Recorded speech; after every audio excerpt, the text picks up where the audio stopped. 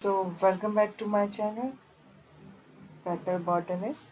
तो students last class में हमने कंट्रोल एंड कोऑर्डिनेशन के बारे में जस्ट इंट्रो पढ़ा कि कंट्रोल एंड कोऑर्डिनेशन क्यों रिक्वायर्ड है, why we have to control our body and how it is coordinated.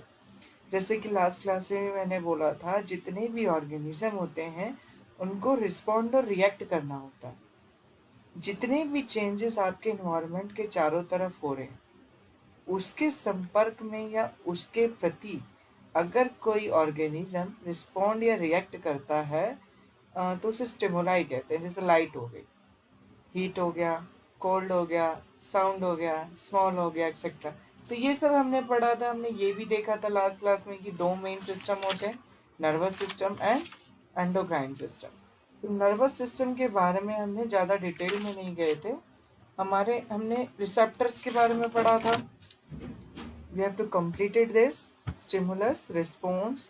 हमने न्यूरॉन का स्ट्रक्चर देख लिया था, साइनेप्स भी पढ़ लिया था और न्यूरो ट्रांसमीटर के बारे में जो डेफिनेशन देख ली थी।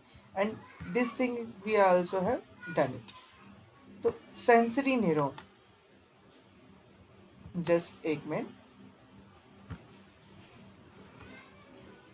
अब यहाँ पर आपका लिखा है कि जो सेंट्रल नर्वस सिस्टम है, ये इसकी तरफ कौन रिसेप्टर सिग्नल ला रहा है? Sensory neuron. तो सेंसरी न्यूरॉन क्या है? जो सेंस कर रही हैं।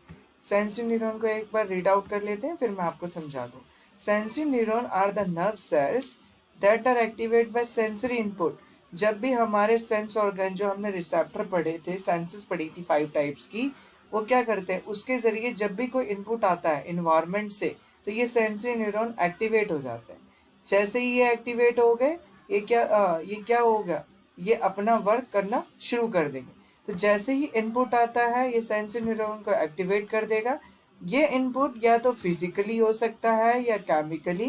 ये डिपेंड करेगा कि हमारी किस सेंसेस से वो एक्चुअली स्टिमुलस टकराया है। अगर हम सुन रहे हैं तो दैट इज नॉट इन, मतलब फिजिकली तो हो रहा है ना, लेकिन अगर कोई केमिकल है, कोई जैसे टेम्परेचर है, तो केमिकल के रिलीज के कारण होता है। तो जितने भी सेंसरी न्यूरॉन है ज़्यादातर सीडो यूनिपोलर होता है। उसका मतलब ये है कि ये सिर्फ एक ही डायरेक्शन में है, यानी इनके पास सिर्फ एक ही एक्शन है जिसमें से ये स्प्लिट होके 2 ब्रांचेस बना लेते हैं। After that sensory neuron carry the signal from receptor to CNS. उसके बाद आपका एक रिले न्यूरॉन आता है जो दोबारा से सेंट्रल नर्वस सिस्टम को देता है। यानी यहाँ पर एक्सचेंज हुआ, सेंट्रल नर्वस सिस्टम को इन्फॉर्मेशन मिल गई। अब ये क्या करेगा? वापस से एक रिस्पॉन्स भेजेगा। वो रिस्पॉन्स कहाँ से जाएगा? सेंट्रल नर्वस सिस्टम से। तो ये रिस्पॉन्स को कौन कैरी करता है? Motor neuron. तो मोटर न्यूरॉन क्या है? जैसे स्पाइनल कॉर्ड है, रिफ्लेक्स आर्क जिसको हम बोलते हैं। रिफ्लेक्स आर्क में आप स्पाइनल कॉर्ड का फंक्शन पढ़ोगे तो जो स्पाइनल कॉर्ड है, जो सेंसरी सीएनएस का पार्ट है, स्पाइनल कॉर्ड सीएनएस का पार्ट है, ये आपके मसल से कनेक्टेड है। मसल से कनेक्टेड है, ग्लैंड से कनेक्टेड है और ऑर्गन से भी कनेक्टेड है थ्रू आउट द बॉडी। जब न्यूरॉन ट्रांसमिट करता है इम्पल्स को, कहाँ पर ट्रांसमिट कर रहा है? स्पाइनल कॉर्ड से स्केलेटल की तरफ और स्मूथ मसल्स की तरफ, ताकि वो इन दोनों मसल्स को कंट्रोल कर सके, इन दोनों मसल्स के मूवमेंट को कंट्रोल कर सके। ठीक है, इनके बीच में कुछ इंटर न्यूरॉन्स होती हैं, जैसे कि इनका नाम है interneurons. That is why they are called as ना। क्यों इनको इंटर न्यूरॉन्स कहते हैं? क्योंकि these are present between spinal motor and sensory neuron. ये कह सकते हो मोटर न्यूरॉन और सेंसरी न्यूरॉन के बीच में होते हैं।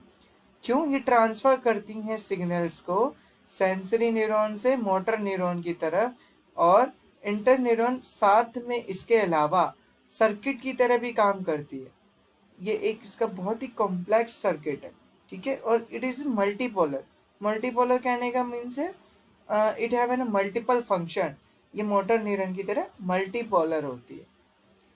तो लास्ट क्लास में हमने न्यूरॉन्स का स्ट्रक्चर पढ़ लिया था, उसके फंक्शंस रह गए थे कि न्यूरॉन्स के फंक्शंस क्या होते हैं, वो एक बार हम देख लेते हैं। यहाँ पर अगर न्यूरॉन्स के फंक्शन है, ओके नहीं है इस स्लाइड में, इट्स ओके। तो जस्ट वेट, मैं न्यूरॉन्स के फंक्शन एक ब्लैंक स्लाइड पे आपको बता देते, यहाँ पे देख लेते हैं, कर्सर ले लेते हैं। ओके, जो इंफॉर्मेशन आ रही है रिसेप्टर से वो कहाँ पर जा रही है? डेंड्रिटिक एंड पे, डेंड्रिटिक टिप पे, किसके? नर्व सेल्स के। एक क्या कैरी करेगी? डेंड्राइट्स पे। डेंड्राइट्स पे जब आपके सिग्नल पहुंचे हैं, that is in the form of chemical, ये केमिकल की फॉर्म में पहुंचे हैं, ठीक है, केमिकल सिग्नल। ये केमिकल सिग्नल क्रिएट्स होंगे इलेक्ट्रिकल इम्पल्स में inside the cell body of an neuron. Cell body में जाएंगे ये, और सेल बॉडी में जाने से पहले ये कन्वर्ट हो जाएंगे इलेक्ट्रिकल इम्पल्स में, क्योंकि केमिकल को ट्रैवलिंग में टाइम लगेगा as compare to electrical impulse. तो ये इलेक्ट्रिकल इम्पल्स में कनेक्ट हो गए, ठीक है। ये इलेक्ट्रिकल इम्पल्स में कनेक्ट होने के बाद ये ट्रैवल करेंगे न्यूरॉन से, और डेंड्राइट और सेल बॉडी का जो एंड है यानी एक्सॉन है, उधर पे जाकर ये केमिकल की फॉर्म में रिलीज हो जाएंगे। रिलीज्ड एट एक्सॉन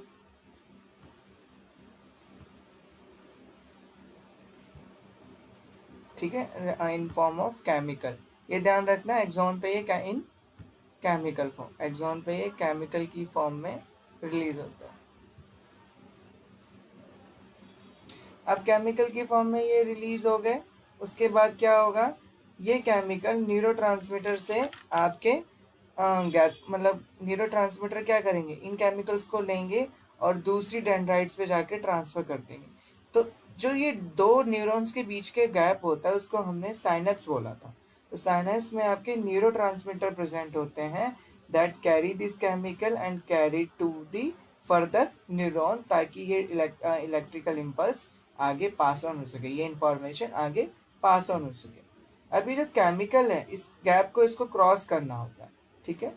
तो ये इलेक्ट्रिकल इम्पल्स में नहीं क्रॉस कर सकता, that's why it have to be converted next neuron तक पहुंचने पहले के लिए, नेक्स्ट न्यूरॉन तक पहुंचने के लिए इसको कन्वर्ट होना जरूरी है, इसलिए ये केमिकल में कन्वर्ट हो गया, फिर दोबारा इलेक्ट्रिकल में होगा। तो जो सिंपल साइनेप्स है जो अलाउ करता है, ये जो मैं सिंपल साइनेप्स की बात करूँ, नॉट सिंपल, सिमिलर साइनेप्स यानी साइनेप्स की तरह ही, साइनेप्स सिर्फ उन्हीं को अलाउ करेगा जो इम्पल्स आगे फर्दर पास ऑन होना है इन द न्यूरॉन, जैसे कि मसल सेल्स हो गए, ग्लैंड्स हो गए, तो यही इनकी तरफ अगर जाना है तभी साइनेप्स इनको अलाउ करेगा, अदरवाइज नॉट। अब बात आती है हमारे रिफ्लेक्स रिसेप्टर को एक बार देख लेते हैं। जैसे कि लास्ट क्लास में मैंने एक बार रिसेप्टर आपको बताया था कि हमारे कितने तरह के रिसेप्टर हैं, 5 टाइप्स ऑफ रिसेप्टर। तो एक बार और इस पे हम जाके फोकस कर लेते हैं। ग्रुप ऑफ स्पेशलाइज्ड सेल्स, ये डिटेक्ट करते हैं स्टिमुलस को, और उस स्टिमुलस को क्या करेंगे? इलेक्ट्रिकल इम्पल्स में रिस्पॉन्स देंगे, ठीक है। इफेक्टर्स क्या हैं? इफेक्टर्स जैसे आपकी मसल्स हो गई, ग्लैंड्स हो गए, ये क्या करेंगे? एक स्पेसिफिक रिस्पॉन्स को प्रोड्यूस करेंगे जो इस स्टिमुलस को डिटेक्ट कर रहे हैं, जैसे कि मसल्स का कॉन्ट्रैक्शन या आर्म का मूवेबल। तो this is called as an reflex section. यहाँ पर आप एक हॉट पैन को टच कर रहे हो, ये एनसीईआरटी का बड़ा ही ब्यूटीफुल डायग्राम है। यहाँ पर आप एक हॉट पैन को टच कर रहे हो और सडनली आप अपना हाथ हटा लेते हो, ठीक है। ये कैसे हो रहा है, ये इसके बारे में हम पढ़ेंगे। तो रिफ्लेक्स सेक्शन, एक मिनट में एक क्लियर कर दूं स्लाइड, बहुत ही क्विक है, ये इतना फास्ट होता है, बहुत ज्यादा क्विक है। It is in a sudden process और इमीडिएट रिस्पॉन्स। जैसे ही आपने हाथ लगाया वैसी गर्मी दिखी, तभी हमने इमीडिएट रिस्पॉन्स दिया और तुरंत हटा लिया। और ये किसका है? ये बॉडी का रिस्पॉन्स है immediate to the stimulus. Example जैसे अगर मैं बोलूँ, ये हम withdrawal of an hand from an hot touching hot objects. अब स्टिमुलस क्या है? स्टिमुलस के बारे में जैसे मैंने लास्ट में भी बताया था कि इट इज ऑब्जर्वेबल और डिफेक्टेबल चेंज, ठीक है। ये एक ऐसा ऑब्जर्वेबल और डिटेक्टेबल चेंज है एक्सटर्नल और इंटरनल इन्वायरमेंट का जो ऑर्गेनिज्म तक पहुंचता है। अब बात आती है व्हाट इज रिफ्लेक्स आर्क। ये तो रिफ्लेक्स आर्क था। तो रिफ्लेक्स आर्क क्या है अगर डेफिनेशन में पूछा जाए, it is a quick sudden and immediate response of an body to the stimulus. और एग्जाम्पल में आप कोई भी स्टिमुलस का एग्जाम्पल दे सकते हो कि नी का जर्किंग कर जाना, withdraw of an hand on touching hot objects. ठीक है, तो ये चीजें आप एग्जाम्पल में दे सकते हो। अब रिफ्लेक्स आर्क क्या होता है? रिफ्लेक्स आर्क एक तरह का पाथवे है जिसके जरिए नर्व इम्पल्स पास ऑन होती है रिफ्लेक्स एक्शन के दौरान। यानी आपका किस तरह से रिफ्लेक्स एक्शन के टाइम जो इम्पल्स है वो पाथ हो मतलब आगे जाके हमारे सेंट्रल नर्वस सिस्टम से मिल रही है, उसी को हम रिफ्लेक्स आर्क कहते हैं। तो it is A pathway through which nerve impulse pass during reflex action. ठीक है, कितने तरह के रिस्पॉन्सेस मिलते हैं आपको जनरली में, एक बार इस पे हम देख लेते हैं। ये आपका फ्लो चार्ट बहुत इंपॉर्टेंट है, तो आप इसको ड्रॉ कर सकते हो इन रिफ्लेक्स सेक्शन। स्टिमुलस प्रेजेंट था, हमारी स्किन क्या कर रही है, सेंसरी रिसेप्टर की तरह काम कर रही है, उसने सेंस किया और सेंसरी न्यूरॉन एक्टिवेट हुए। सेंसरी न्यूरॉन ने ये सिग्नल रिले न्यूरॉन की हेल्प से, जिनको इंटर न्यूरॉन भी कहते हैं, स्पाइनल कॉर्ड को दे दिया, यानी central nervous system. Spinal cord क्या है, सीएनएस का पार्ट है। ये फिर उन्होंने दोबारा से इसको यहाँ पर एक्चुअली रिले न्यूरॉन नहीं वर्क करेगा, यहाँ पर रिले न्यूरॉन वर्क करेगा जो इंटर न्यूरॉन भी होता है। कुछ बुक्स में यहाँ पर दिया हुआ है, तो आप यहीं पर देखिए। तो जो इंटर न्यूरॉन है उसने इस सिग्नल को कैरी किया और मोटर न्यूरॉन को दे दिया, ताकि कैरी कैसे किया, इन्होंने इसको कन्वर्ट कर दिया। किसमें कन्वर्ट कर दिया? अब ये कन्वर्शन हो गया रिस्पॉन्स में। अभी तक हमारा एक तरह से रिएक्शन आया, अब हम रिस्पॉन्स करेंगे उस रिएक्शन। तो मोटर न्यूरॉन को मिल गया जो मल्टीपोलर है, फिर इसने इफेक्टर को दे दिया यानी मसल्स को। मसल्स क्या करेंगी, कॉन्ट्रैक्शन और रिलैक्सेशन करेंगी यानी रिस्पॉन्स करेंगी, और हमने हाथ हटा लिया। तो इस यहाँ पर ये दोबारा डिटेल्ड में दी गई है, वही चीजें हैं। ठीक है, ओके। तो एक मिनट जस्ट मैं ब्लैंक पेज ले लेता हूँ जहाँ पे आपको अच्छे से समझ आ जाएगा। ओके, तो यहाँ पर मैं आपको और क्लियर कर देता हूँ। कितने तरह के रिस्पॉन्स हैं? 3 types of response. 3 types of response. आपके रिस्पॉन्स जनरली 3 तरह के हैं। कैसे कैसे? Voluntary,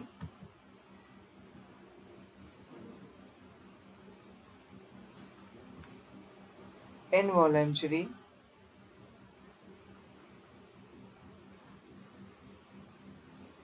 and the third one is जो हम ऑलरेडी पढ़ चुके हैं, reflex action.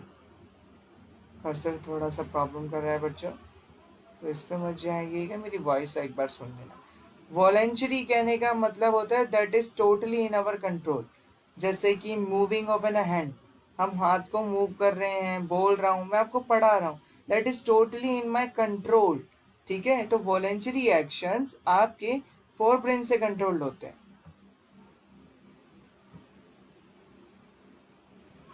Controlled by fore brain. ये फोर ब्रेन का मैंने यहाँ लिख दिया। ठीक है, जैसे एग्जाम्पल मैं यहाँ पे दे देता हूँ। एग्जाम्पल हो गया टॉकिंग, वॉकिंग, रनिंग, जो भी एक्शन आपके कंट्रोल्ड में है। अब यहाँ पर बात आती है इनवॉलेंटरी की, that action which is not in our control. ठीक है, ये हमारे कंट्रोल्ड में नहीं होती, इट इज ऑकर मतलब ऑटोमेटिक हो रहे होते, जैसे बीटिंग हार्ट की बीटिंग। ठीक है, आप ऑक्सीजन ले रहे हो, ये भी क्या एक इनवॉलेंटरी एक्शन है। ऐसा आप ऑक्सीजन को कंट्रोल कर सकते हो कि 2 मिनट तक मैं नहीं ले रहा सांस, लेकिन अल्टीमेटली क्या होगा, आपको छोड़नी ही पड़ेगी CO2 और O2 को लेना ही पड़ेगा। तो ये एक इनवॉलेंटरी एक्शन है। ठीक, हार्ट बीट का फास्ट, किडनी अपना वर्क कर रही है और ब्रेन अपना वर्क कर रहा है। This is all of involuntary action. तो इनवॉलेंटरी एक्शन आपके कंट्रोल्ड होते हैं मिड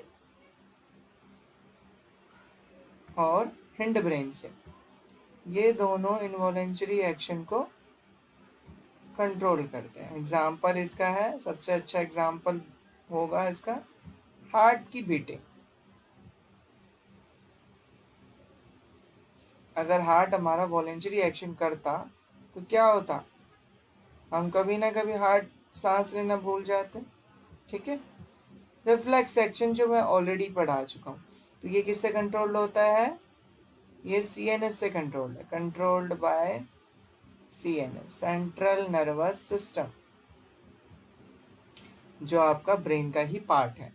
तो यहाँ तक हमारा ये टॉपिक था, ये स्लाइड भी यहाँ तक क्लियर हो चुकी है।